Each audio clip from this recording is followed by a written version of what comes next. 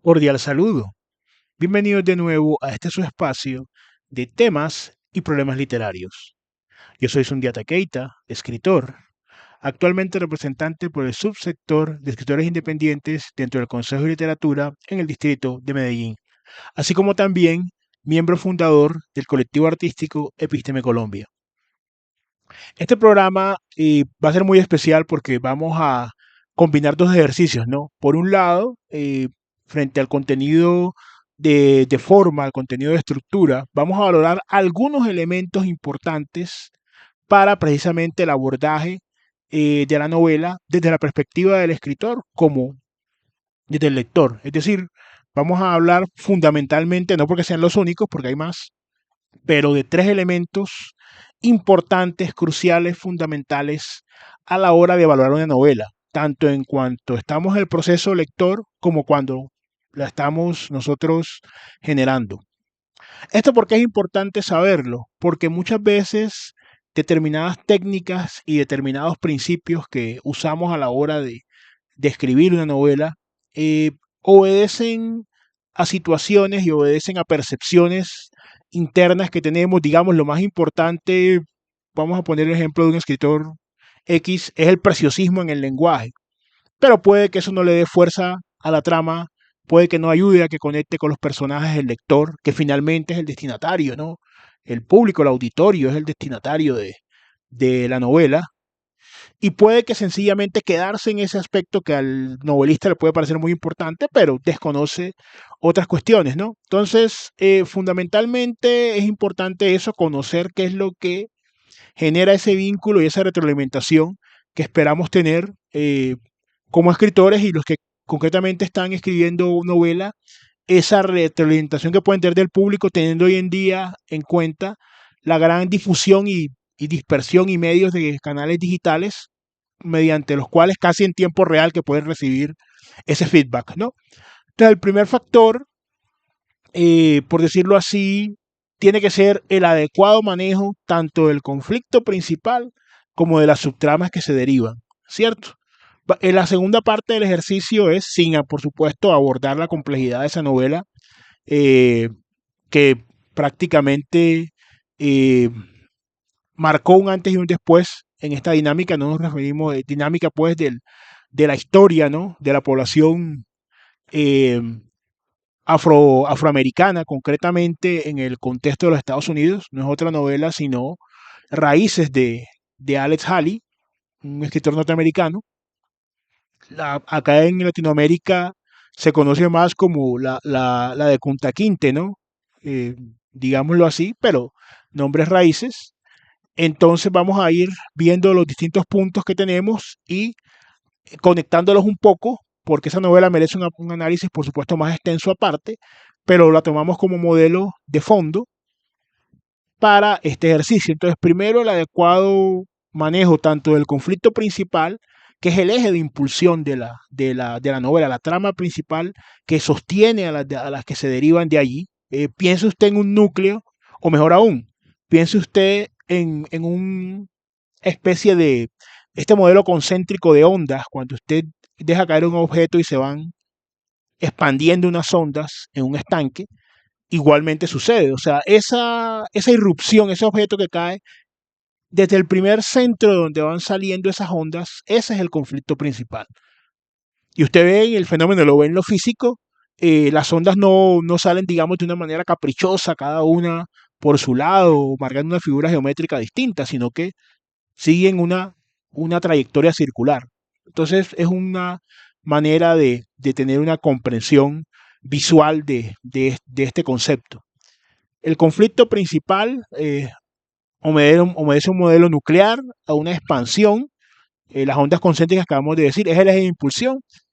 En el caso ese es el primer elemento. El segundo sería conectar con los personajes, lograr que el lector conecte con el personaje, por lo general en una relación empática, aunque hay personajes en la literatura odiados que sin embargo logran conectar con el lector, quizá con nosotros como lectores, porque exponen unos aspectos ocultos o porque de alguna manera, pese a ser, por decirlo así, por usar un término muy de moda, antihéroes, ¿no? Exponen una parte de nosotros mismos y logran hacer una conexión, pero por regla general en una relación se busca eh, que se empatice, porque es la forma más segura, más rápida en la cual se puede conectar, ¿cierto? Así como sucede entre dos personas reales, entre una persona y un personaje. Segundo elemento. Tercer elemento, que la temática genera o no interés. Cada uno de estos elementos tiene diferentes aspectos. Entonces vamos con el primero.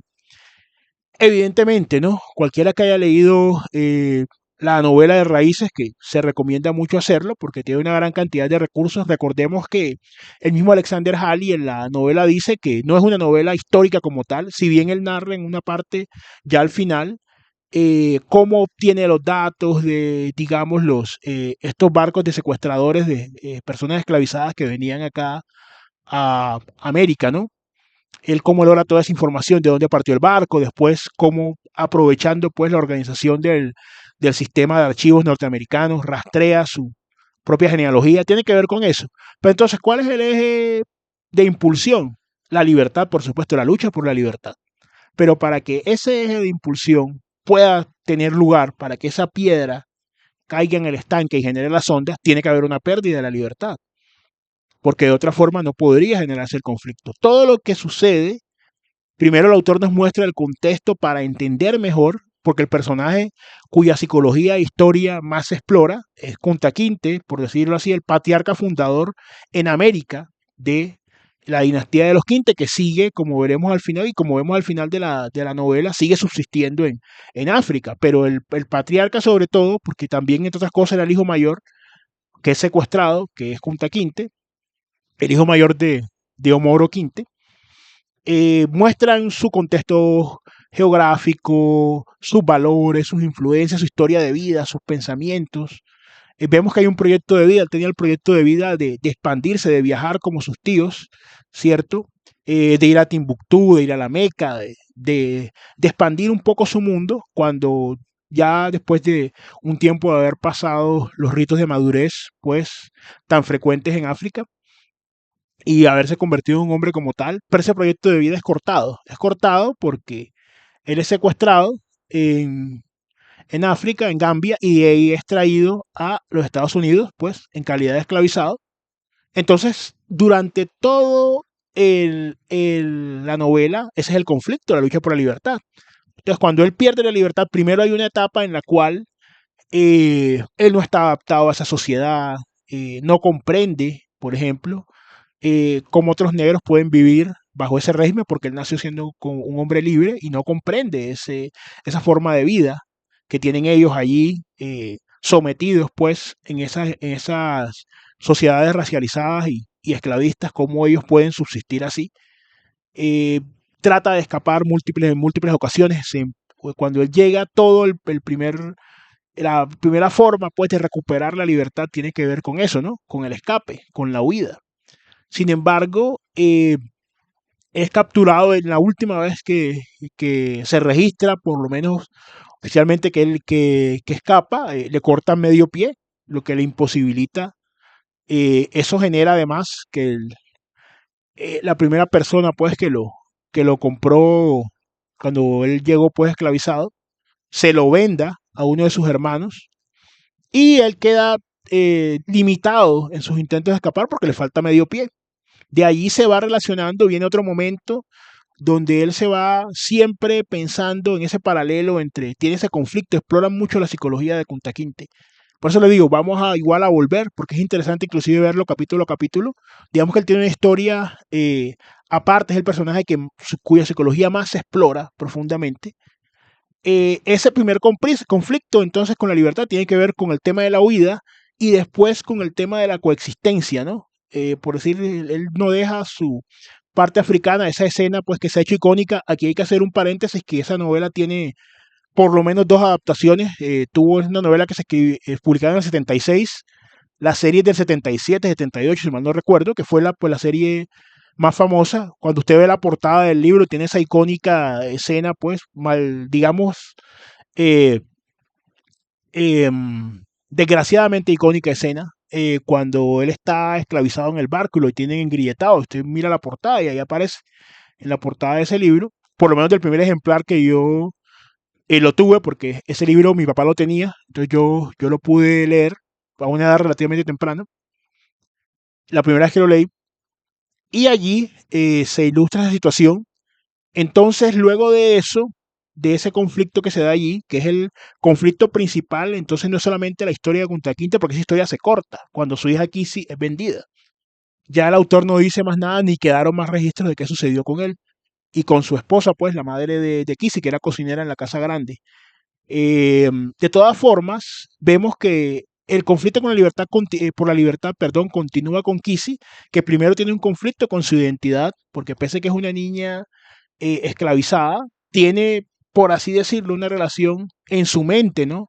De amistad y de compañerismo con la sobrina del hombre que los compró, pues, que es una muchacha, le lleva 3 o 4 años, pero esa relación se rompe, sobre todo porque ella, Kissy, tiene un novio, un muchacho pues en la plantación, ella le enseña a leer y a escribir, lo que estaba por supuesto prohibido. El muchacho es capturado y por eso el esclavizador pues decide vender a Kissy. Entonces ella sufre esa ruptura en su identidad, porque se da cuenta realmente cuál es su condición, la condición que le han impuesto en esa sociedad esclavista en la que viven, ¿cierto? Entonces, en ese orden de ideas, además que tiene un conflicto, digamos que es el que lo transversal en ella tiene que ver con eso, cuando ella es vendida y pasa ya de ser, digamos, una doncella de la casa, esa división tan clásica que existía entre los esclavos de la casa, esclavizados de la casa y los del campo. De todas formas, ella llega, ya después se vuelve una labriega porque la compra un, un tipo bastante siniestro. De hecho, lo primero que hace es violarla, de ella que queda embarazada. Entonces ya ella reemplaza esa identidad o en ese mundo donde sus padres han tratado de protegerla lo más posible. Y llega, pues, no solamente a sufrir el abuso sexual, que era moneda corriente, ¿no? Sino también a trabajar ya, a salirle ampollas en las manos en el campo, arando, porque quien la compró era uno de los denominados blancos pobres que no tenían, pues que querían acceder al, al círculo social, digamos, de otros esclavizadores. Estamos hablando aquí en el sur de los Estados Unidos en esa época, siglo XVIII, siglo XIX, que transcurre la novela. Bueno, y lógicamente parte del siglo XX. De todas maneras, estamos hablando entonces de ese momento histórico.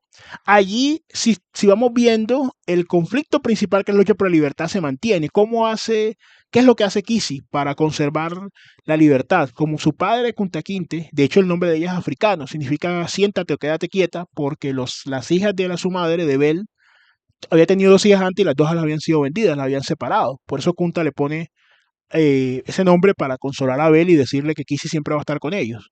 Ella preserva la lucha de ella por la libertad, es mediante su hijo, que vamos a hablar un poco ahora de él, que es el gallito George. Ella preserva la libertad por medio del nombre, ¿cierto? Aquí hago un punto, como le dije, hubo 2 adaptaciones. En la segunda adaptación, esa no la vi, he visto como cortes, ¿no? Como fragmentos, esa no la vi. Es 2016, mucho más, por decirlo así, contemporánea. Ahí hablan mucho, hacen mucho énfasis en el tema de que tu nombre es tu escudo, tu nombre, el tema del nombre, porque de hecho es un ejercicio de resistencia. Y por eso ella, pese a que no puede ponerle el nombre a su hijo, de todas formas le enseña la tradición. Por la tradición oral es que ellos van conociendo la historia de, pues, la familia Quinte y demás, del clan Quinte, ¿no? Cómo continúan ellos. El tema central, por lo menos, y en su lucha por la libertad de Gallito George, el hijo de Kissy, nieto de Kunta Kinte, tiene que ver primero con el tema del mestizaje, porque él es un mulato, es hijo pues del esclavizador que violó a la madre, y es un conflicto que no se explora tanto, o sea, hay una subtrama allí, como venimos diciendo, otros conflictos, pero no se exploran tanto, por ejemplo, el tema de que él sea un mulato no lo atormenta, no se explora tanto, por ejemplo, como en Luz de Agosto de Faulkner, que es el tema central de Joe Christmas, aquí no se explora tanto ese tema. De cualquier manera, la forma, él tiene una adaptación, por así decirlo, se mete al mundo de los gallos de pelea, que es pues, la actividad central de Tom Lea, que fue quien quien adquirió, pues, dentro de ese mercado legitimado en ese momento a Kisi. Entonces el mundo de los gallos, él se mimetiza de alguna forma dentro de ese mundo y esa es su forma de luchar por la libertad, de hacerse un hueco entre el espacio de los reñidores de gallos y llegar a ser uno bueno. De hecho, tiene cierta actitud para esa situación. Pues sea una circunstancia, Lea pierde pues una serie de, pues en una apuesta de gallos pierde la plantación, vende a George, a un inglés, y ahí pasamos a Tom Lea, que tiene el mismo nombre del, de, pues George tiene varios hijos y a uno de los hijos le pone ese nombre de Tom, que era el nombre pues del esclavizador que lo había comprado a Kissy, que vendría a ser el abuelo de este muchacho. Este muchacho es herrero, a él le toca toda la parte de la guerra civil y tiene que hacer otros ejercicios de resistencia. Él está en un momento de transición cuando se da la guerra civil en el sur, que evidente que afortunadamente fue el bando perdedor. Y allí es un personaje cuya psicología se va explorando un poco. Hay ciertas reminiscencias a los Quinte, porque los Quinte habían sido un clan de herreros también, y Tom es un herrero.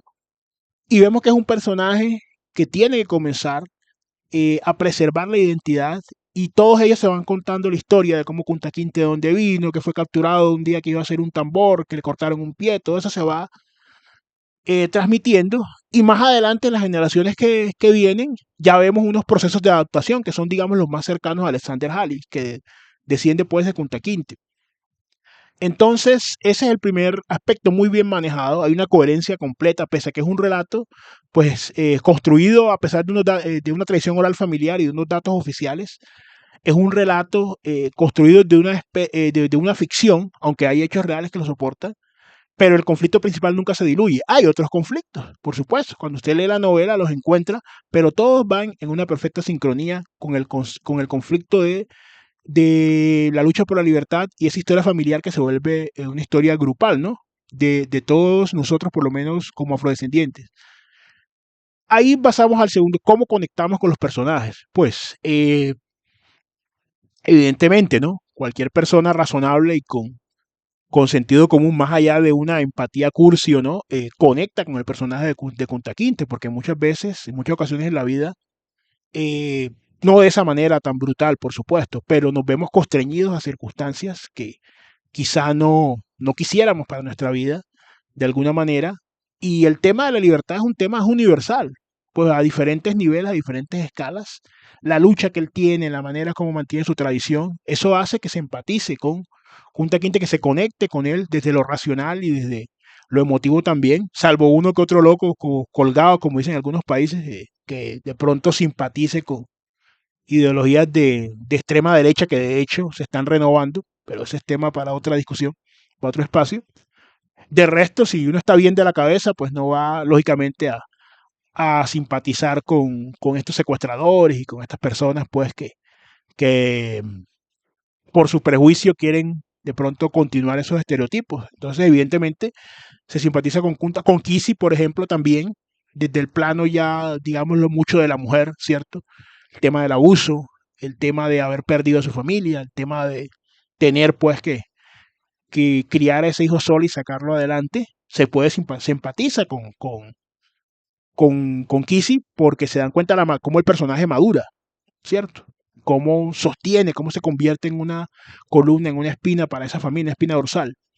El tema de Tom, cómo él logra, ante la ausencia de su padre que es vendido, que después regresa, cómo él logra mantener, pese a que no es el mayor, cómo logra convertirse como en el jefe de la familia y cómo logra armonizar esa transición. Tienen que hacer un viaje, tienen que salir de ahí cuando la guerra termina, hacer un viaje a otro lugar. De todas formas, los blancos de ese lugar, aunque no sean, digamos, los del sur, tampoco eh, quieren tener ningún tipo de relación con ellos. Hay un régimen de segregación. De hecho, un poco en la novela, aunque Halley no enfatiza tanto en eso, porque eran hechos, digamos, lo más recientes. Inclusive en los 70 hubo disturbios raciales en Estados Unidos y todo lo demás. Fue una época muy convulsa, como la de los 60. Entonces, digamos, estaba más fresco en la retina del lector de ese momento, pero también muestra todo el tema de la segregación y cómo la lucha por la libertad continúa. por lo menos en el caso de Tom Lea tiene que ver, él hace una herrería rodante, porque cuando le llegan al principio le dicen que un negro no puede tener una herrería fija, si no es un blanco el que la maneja. Entonces él con su carreta va dando vueltas por todo el pueblo y logra, por medio del trabajo, luchar por la libertad recién adquirida, ¿no? Entonces ahí vemos el segundo elemento, se logra conectar con ese personaje, porque es un hombre que trabaja, es un hombre que tiene visión para la familia, educa a las hijas, toda una serie de situaciones con los aciertos y errores que tiene. Y la temática, que sería un elemento pues final, por supuesto que Halley cuando escribe esta obra maestra no piensa llegar a todo el público porque se comprende que habrá gente que no le interesará ni tampoco tendría por qué hacerlo este aspecto tan puntual de la historia, pero es una temática que genera interés. De hecho, generó tanto interés que en ese momento, en los años 70 y en todo ese contexto, ese libro se convirtió en un bestseller, que era más difícil de lo que hacer un bestseller ahora, ¿no? Porque ahora hay otras herramientas, otras situaciones. E inclusive, como les dije, tuvo esa serie que le dio la vuelta al mundo, la primera era de los 70, eh, esta de Raíces, y la adaptación que tuvo ahorita en 2016, que no sé realmente qué tanto alcance tuvo. Como dato curioso, quien interpretó, que fue John Amos, murió este año, este mismo año de 2024 murió el que hizo de Kunta Kinte, pues en su etapa, por decirlo así, adulta. Porque creo que LeVar Burton hizo a Kunta Kinte joven, el que sale en la carátula. Pero el que lo hace la mayoría del tiempo es John Amos, murió este año. Y entonces aquí tenemos un ejemplo práctico, ¿no? De esos tres elementos, cómo se valora una novela, cómo podemos hacerlo cuando la vamos construyendo, tener en cuenta esas cuestiones, ¿cierto? Estoy manejando bien el conflicto principal, esta temática, entender que no todo el mundo le va a generar interés, cómo conectan mis personajes con el lector, qué mecanismos utilizo. Es muy importante tener eso en cuenta. Entonces, como siempre, pues invitarlos a por favor suscribirse al canal, a compartir el contenido, a comentar. Ustedes han leído esta novela de Raíces, vieron la serie, qué opiniones tienen. Siempre es muy importante para nosotros en el canal contar con esa colaboración de ustedes. Y no siendo más por el momento, nos veremos en un siguiente episodio.